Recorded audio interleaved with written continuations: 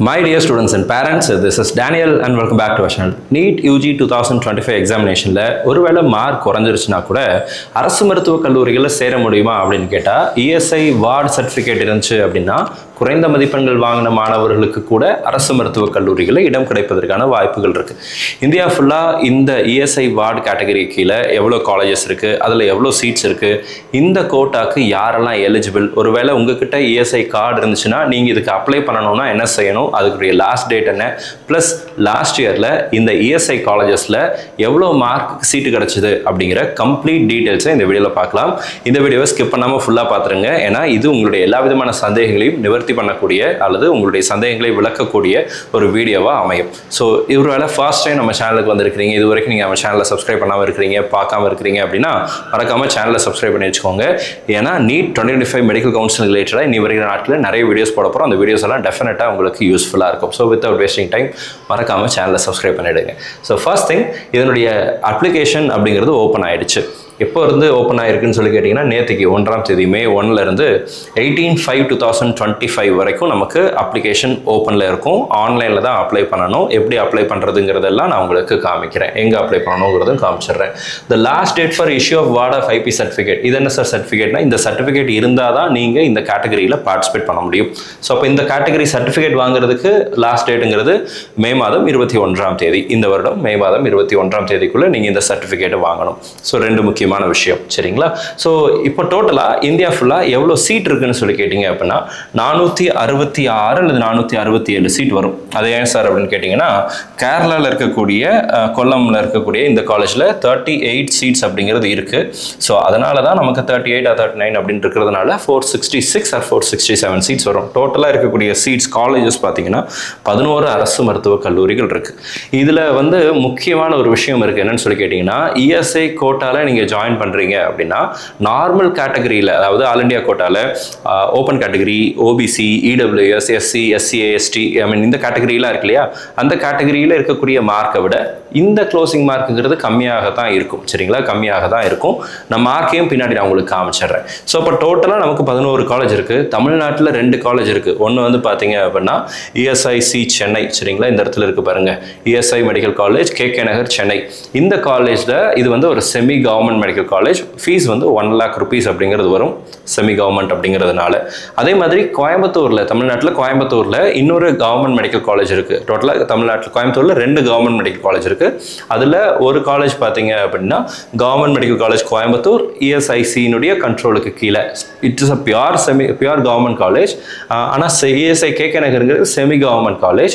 அப்போ இந்த இடத்துல இதனுடைய ஃபீஸ் அப்படிங்கிறது 18,000 ரூபாய். ஆஸ் யூஷுவல் தமிழ்நாடு கவர்மெண்ட் என்ன ஃபீஸ் ஃபிக்ஸ் பண்ணிருக்காங்களோ அந்த ஃபீஸ் தான் இங்கே வரும். சரிங்களா? மற்ற காலேஜஸ் எல்லாம் 24,000 ரூபாய் ஃபீஸ் அப்படிங்கிறது போட்டிருக்கிறாங்க. பட் ஸ்டேட் டு ஸ்டேட் காலேஜில் ஃபீஸில் ஸ்லைட் வேரியேஷன் இருக்கும். தமிழ்நாடு பொறுத்த வரைக்கும் இதான் ஃபீஸ். KK நகரில் 1 லட்சம் ரூபாய் கிட்ட வரும். கோயம்புத்தூர்ல 23,000 சில்லற ரூபாய் அப்படிங்கிறது வரும், 18,000 சில்லற அப்படிங்கிறது வரும். ஸோ இதுதான் வந்து தமிழ்நாட்டில் இருக்கக்கூடிய ஃபீஸ் ஸ்ட்ரக்சர். ஓகேங்களா?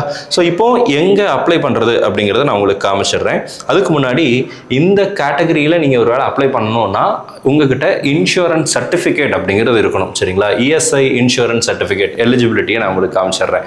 இப்போ உங்களுடைய பேரண்ட்ஸ் வந்து கவர்மெண்ட் சைடில் ஒர்க் பண்ணாலும் சரி அல்லது பிரைவேட் சைடில் ஒர்க் பண்ணாலும் சரி, அவங்க ஒர்க் பண்ற கம்பெனியில் ESI PF பிடிக்கிறாங்க அப்படின்னா அவங்க கிட்ட ESI இன்சூரன்ஸ் கார்டு அப்படிங்கிறது இருக்கும். ESI இன்சூரன்ஸ் கார்டு இருக்கக்கூடிய எல்லா பெற்றோர்களுமே அவங்களுடைய குழந்தைகளை, அவங்களுடைய டைரக்ட் குழந்தைகளை என்ன பண்ணலாம்னா இந்த கேட்டகரிக்கு கீழே ஜாயின் பண்ண முடியும். சரிங்களா? அப்போ இந்த கேட்டகரிக்கு எலிஜிபிளா இருக்கணும்னா ஒரு கட் ஆஃப் டேட்டுக்கு முன்னாடி உங்ககிட்ட insurance certificate, ESI insurance certificate அப்படிங்கிறது இருக்கணும். அந்த டேட் என்னன்னு சொல்லி கேட்டீங்கன்னா 39/2024 லாஸ்ட் வருஷம், அதாவது 2024 செப்டம்பர் 30ஆம் தேதிக்குள்ள நீங்க ESI insurance certificate, ESI insurance card வச்சிருக்கீங்க அப்படின்னா you are eligible. சரிங்களா? you are eligible. ஸோ இது ஒன்று. ரெண்டாவது, உங்களுடைய கேண்டிடேட்னுடைய வயசு அப்படிங்கிறது வந்து பார்த்தீங்க அப்படின்னா it should not be more than 21 years. 21 வயசுக்கு மேலே இருக்கிற குழந்தைங்க வந்து, குழந்தைங்கன்னு சொல்ல முடியாது, 21 வயசுக்கு மேலே இருக்கிற மாணவர்கள் வந்து ESI வார்டு கோட்டால அப்ளை பண்ண முடியாது. வேற பெற்றோர்களுக்கு குழந்தைங்க தான். இப்போ 21 வயசுக்கு கீழே இருக்கிற எல்லா குழந்தைகளையும் அல்லது மாணவர்களையும் நீங்கள் என்ன பண்ணலாம் அப்படின்னா ஸ்பான்சர் பண்ணலாம் ESI வார்டு கோட்டால. ஓகேங்களா? ஸோ இப்போ நான் நான் வந்து எப்படி அப்ளை பண்ணுறது, எங்கே அப்ளை பண்ணுறது அப்படிங்கிறத இன்னும் கொஞ்சம் டீட்டெயிலாக காமிச்சிடுறேன். இது ESIC கவர்மெண்ட்னுடைய esic.gov.in அதில் அட்மிஷன்ஸ் அப்படிங்கிற டேபை கிளிக் பண்ணால் இந்த பேஜ் வரும். இதில் தான் இந்த நோட்டிஃபிகேஷன் கொடுத்துருக்குறாங்க. இந்த நோட்டிஃபிகேஷன் பார்த்தீங்க அப்படின்னா நேற்றுக்கு ரிலீஸ் பண்ண நோட்டிஃபிகேஷன். இதில் எல்லா டீட்டெயில்ஸும் தெளிவாக கொடுத்துருக்குறாங்க. ஆல்மோஸ்ட் நான் உங்களுக்கு எல்லாத்தையும் சொல்லிட்டேன். டோட்டலாக தமிழ்நாடு உட்பட இந்தியாவில் ஒட்டுமொத்தமாக 11 MBBS காலேஜஸ் இருக்குது. ஓகேங்களா, கவர்மெண்ட் மெடிக்கல் காலேஜஸ் இருக்குது. ஒரு டென்டல் காலேஜ் இருக்குது, ஒரு டென்டல் காலேஜ் இருக்குது. அது வந்து கர்நாடகாவில் குல்பாகாவில் இருக்குது. ஸோ அதில் 28 சீட் இருக்குது. BDSக்கும் இந்த ESI IP வார்ட் கோட்டா அப்படிங்கிறது பொருந்தும். BSc நர்சிங் எடுக்கிறதாக இருந்தால் பெங்களூரில் இந்திரா நகர்லையும் அதே மாதிரி குல்பாகாலையும் 2 காலேஜ் இருக்குது. அங்கே வந்து 30+30 டோட்டலாக 60 சீட்ஸ் அப்படிங்கிறது நமக்கு ESI IP கோட்டாவில் BSc நர்சிங்க்கு வருது. சரிங்களா? ஸோ அப்போ இதெல்லாம் அப்ளை பண்ணுறதுக்கு உங்கள்கிட்ட என்னென்ன டாக்குமெண்ட் வேணும்னு சொல்லி கேட்டிங்க அப்படின்னா இந்த இடத்துல நான் உங்களுக்கு காமிச்சிடுறேன் பாருங்கள். ஸோ கேண்டிடேட்னுடைய பாஸ்போர்ட் சைஸ் ஃபோட்டோ, சரிங்களா, கேண்டிடேட்னுடைய passport size photo, insurance card holder யாரோ அவங்களுடைய பாஸ்போர்ட் சைஸ் ஃபோட்டோ, அண்ட் கேண்டிடேட்னுடைய 10th சர்டிஃபிகேட் அல்லது பர்த் சர்டிஃபிகேட். ஓகேங்களா? அடுத்ததாக கேண்டிடேட்னுடைய அட்மிட் கார்டு. இன்கேஸ் ஃபீமேல் கேண்டிடேட்டாக கேர்ள்ஸாக இருக்கிறீங்க அப்படின்னா ஒரு அஃபிடவிட் இருக்குது, அனெக்சர் 4ல் வரும். அது எங்கே இருக்குது சார்னு சொல்லி கேட்டிங்கன்னா இந்த இடத்துல பாருங்கள், அனெக்சர் 1, 1A, 2, 2, 3A, 3B, 4 அப்படின்லாம் இருக்கு இல்லையா? இந்த 4 கிளிக் பண்ணிங்கன்னா அனெக்சர் அந்த அஃபிடவிட் வந்துடும். டவுன்லோட் பண்ணிவிட்டு நீங்கள் பிரிண்ட் எடுத்துக்கலாம். ஓகேங்களா? ஸோ இது போக ESI வார்டு சர்டிஃபிகேட் அப்படிங்கிறது வேணும். எதை இங்கே இருக்குது பாருங்கள், இந்த இடத்துல காமிக்கிறேன். Affidavit by IP and again system generated ward of IP certificate. இது சிஸ்டம் ஜென்ரேட்டடாக இருக்கும். இதனுடைய ஃபார்மேட் அப்படிங்கிறது தான் இந்த இடத்துல இருக்குது. ஓகேங்களா? இந்த இடத்துல நான் உங்களுக்கு காமிக்கிறேன். ஸோ இதான் வார்டு சர்டிஃபிகேட்னுடைய ஃபார்மேட். இங்கே வந்து உங்கள் கேண்டிடேட்னுடைய ஃபோட்டோவையும் அதே மாதிரி பேரண்ட்னுடைய ஃபோட்டோவும் வந்துடும். 2 இடத்துல 2 ஃபோட்டோ வந்துடும். இதெல்லாமே சிஸ்டம் ஜென்ரேட்டட். உங்களுடைய ரீஜனல் டைரக்டர் சைன் பண்ணி கொடுத்துருப்பாங்க. இதுக்குரிய லாஸ்ட் டேட் 21st மேலக்குள்ளே நீங்கள் இந்த சர்டிஃபிகேட்டை வாங்கணும். இந்த சர்டிஃபிகேட் இருந்தால் தான் கவுன்சிலிங்கில் நீங்கள் பார்ட்டிசிபேட் பண்ண முடியும். சரிங்களா? ஸோ இதை நீங்கள் ஞாபகத்தில் வச்சுக்கோங்க. இப்போ எவ்வளோ மார்க் இருந்தால் இந்த காலேஜஸில் லாஸ்ட் இயரில் சீட்டு கிடைச்சது, இந்த வருஷம் எவ்வளோ மார்க் எடுத்தால் நமக்கு சீட்டு கிடைக்கும் அப்படிங்கிறத தெளிவாக பார்த்தலாம். இது வரைக்கும் இந்த வீடியோ லைக் பண்ணாமல் இருந்தீங்க அப்படின்னா மறக்காமல் வீடியோ லைக் பண்ணிவிடுங்க. ஸோ ஃபர்ஸ்ட் திங், ஒரு 6 காலேஜ் நான் உங்களுக்கு காமிச்சிருக்கிறேன். இதெல்லாம் ஓப்பன் கேட்டகரி அடிப்படையில் மார்க் ரேண்டமாக தான் நம்ம வந்து மார்க்கின் அடிப்படையில் ஓப்பன் கேட்டகரி மார்க்கின் அடிப்படையில் காலேஜஸ் லிஸ்ட் பண்ணியிருக்கிறோம். ஸோ நீங்கள் வந்து மார்க் அப்படிங்கிறது இந்த இடத்துல வருது. Open, EWS, OBC, SC and ST கேட்டகரியில் நீங்கள் இருக்கிறீங்க அப்படின்னா இந்த மார்க்ஸுக்கு லாஸ்ட் இயரில் 2024 ஃபர்ஸ்ட் ரவுண்டில் சீட் கிடச்சிது. இப்போ வந்து ஹரியானாவில் ESI ஹரியானாவில் பார்த்தீங்க, ஃபரிதாபாத் ஹரியானாவில் பார்த்தீங்கன்னா ஓப்பன் கேட்டகரியில் 666 மார்க்கு, EWSல 656 மார்க்கு, OBCயில் 655 அண்ட் SC கேட்டகரியில் 563 மார்க் சீட் கிடச்சிது. அண்ட் ST கேட்டகரியில் 427 மார்க்குக்கு சீட்டு கிடச்சிருக்குது. சரிங்களா? அடுத்ததாக பார்த்தீங்கன்னா கேரளாவில் பார்த்தீங்க அப்படின்னா 663 மார்க், 661, 649, 508, 340 அப்படிங்கிற மார்க் அளவுக்கு சீட்டு கிடச்சிருக்கு. அண்ட் ராஜஸ்தான் இதெல்லாம் விடுங்க, நான் இப்போ வந்து கோயம்புத்தூர் தமிழ்நாடு காமிக்கிறேன். கோயம்புத்தூரில் உள்ள ESI கவர்மெண்ட் மெடிக்கல் காலேஜில் பார்த்தீங்க அப்படின்னா ஓப்பன் கேட்டகரியில் 655க்கு சீட்டு கிடச்சிருக்கு. தமிழ்நாடுனுடைய கவர்மெண்ட் கோட்டா கட் ஆஃப் மார்க்கை விட ஆல் இண்டியா கோட்டாவுடைய கவர்மெண்ட் கட் ஆஃப் மார்க் அப்படிங்கிறது ஜாஸ்தியாக தான் இருக்கும். ஆனால் அதை விட ESI IP கோட்டாவில் மார்க் கம்மியாக இருக்கும். இதுதான் டிஃப்ரென்ஸ். சரிங்களா? EWS கேட்டகரியாக இருந்துச்சுன்னா 621, OBCயாக இருந்தால் 647, SC கேட்டகரிக்கு 530, STக்கு 346 மார்க்குக்கே சீட்டு கிடச்சிருக்கு போன வருஷம் ஃபர்ஸ்ட் ரவுண்டில். சரிங்களா? சீட்டு கம்மியாக தான் வரும்.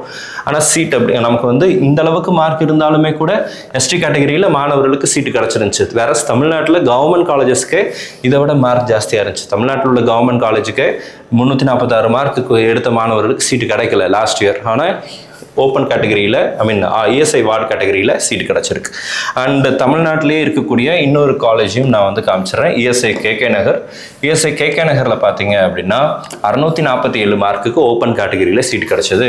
EWS 627, OBC 637, SC 507, ST 348 மார்க்குக்கு சீட்டு கிடச்சிருக்கு. சரிங்களா? ஸோ குறைஞ்சபட்சமாக ST கேட்டகரியில் 307 மார்க்கு. அண்ட் தென் பார்த்தீங்க அப்படின்னா SC கேட்டகரியில் 490 mark.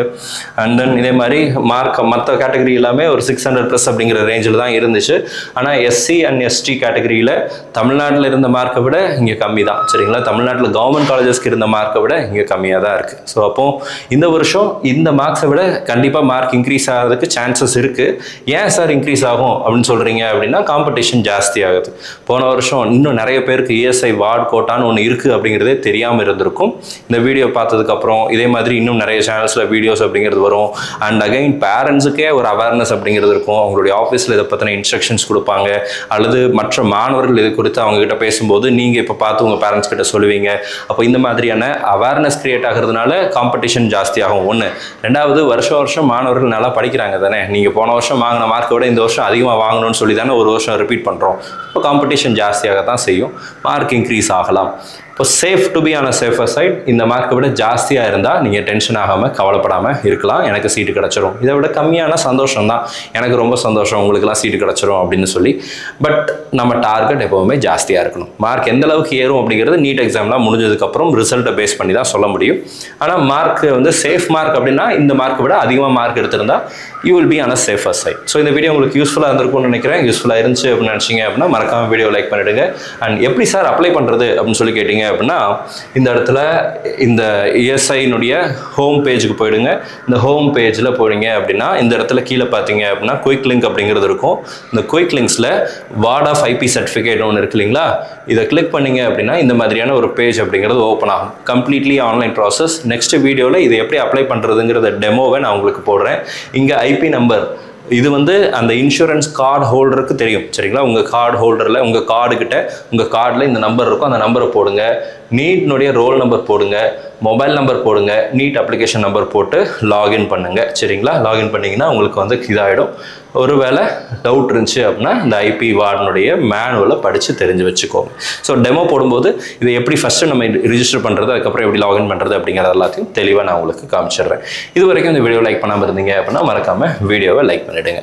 All the very best and thank you so much. NEET எக்ஸாமுக்கு இன்னும் கொஞ்சம் நாட்கள் தான் இருக்குது. ஸோ டைமை எஃபெக்டிவாக யூஸ் பண்ணி நல்லா படிங்க.